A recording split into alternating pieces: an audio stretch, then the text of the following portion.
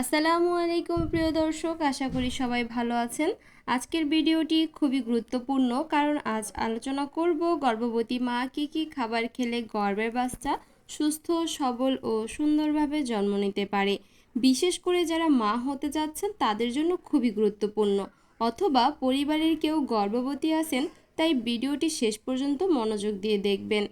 একজন মায়ের খাবার শুধু তার নিজের শরীরের জন্য নয়, তার গর্ভে শিশুর প্রতিটি অঙ্গ, মস্তিষ্ক, হাড়, রক্ত সব কিছুই তৈরি হয় মায়ের খাবার থেকে। তাই এই সময়ে সঠিক খাবার নির্বাচন করা খুবই জরুরি। প্রিয় দর্শক, প্রথমেই জানব পুষ্টিকর খাবারের গুরুত্ব সম্পর্কে। গর্ভাবস্থায় তিনটি জিনিস সবচেয়ে গুরুত্বপূর্ণ: পুষ্টি, পরিমাণ এবং নিয়মিততা। অনেকেই ভাবেন বেশি খেলেই হবে। না, সঠিক খাবারটাই আসল বিষয়। দুধ ও দুগ্ধজাত খাবার সম্পর্কে জানি, চলুন। গর্ভবতী মায়ের জন্য প্রতিদিন দুধ খুবই উপকারী। চলুন জেনে নেই সেই উপকারিতাগুলো কি কি। শিশুর হাড় ও দাঁত মজবুত করে, ক্যালসিয়ামের ঘাটতি পূরণ করে, মায়ের শরীরও শক্তিশালী রাখে। কি খাবেন? দুধ খাবেন 1 থেকে 2 গ্লাস প্রতিদিন। দই খাবেন এবং পনির খাবেন পরিমিত। ডিম ডিম হলো সম্পূর্ণ প্রোটিনের উৎস। এর উপকারিতা চলুন জেনে নেই। শিশুর মস্তিষ্ক গঠনে সাহায্য করে, শরীরের কোষ তৈরি করে, শক্তি বাড়ায়। প্রতিদিন একটা ডিম খাওয়া সবচেয়ে ভালো। মাছ ও মাংস, বিশেষ করে মাছ খুবই গুরুত্বপূর্ণ। শিশুর ব্রেন ডেভেলপমেন্টে সাহায্য করে, রক্ত বাড়ায়, শক্তি দেয়। ভালো খাবার: রুই মাছ, কাতলা, ইলিশ এবং মুরগির মাংস। শাক সবজি, সবুজ শাকসবজি গর্ভবতী মায়ের জন্য সোনার মতো মূল্যবান, কারণ এর উপকারিতা হলো রক্তশূন্যতা দূর করে, হজম ভালো রাখে, শিশুর বৃদ্ধি ঠিক রাখে। কি বন্ধুরা, সবুজ শাকসবজির ভিতরে আপনি পালং শাক, লাল শাক, মিষ্টি কুমড়া, গাজর এগুলো খেতে পারেন। ফলমূল, প্রতিদিন ফল খাওয়া খুবই জরুরি।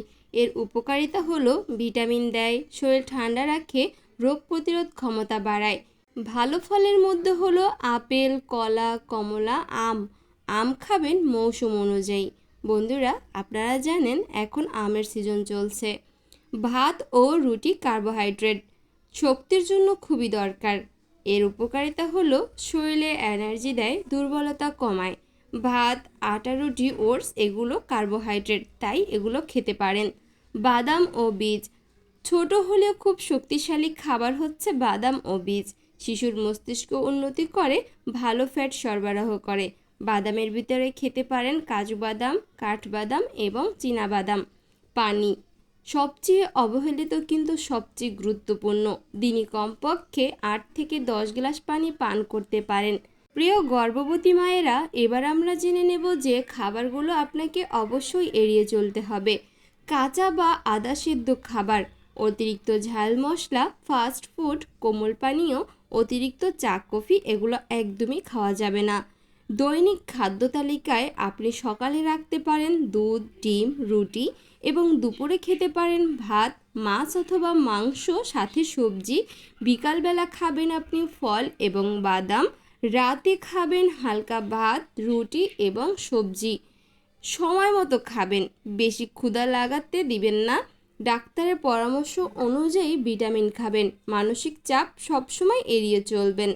মানসিক স্বাস্থ্যের গুরুত্ব, কারণ মায়ের মন ভালো থাকলে শিশুরও ভালো থাকে। তাই সবসময় হাসি খুশি থাকুন, ভালো কথা শুনুন, দোয়া করুন।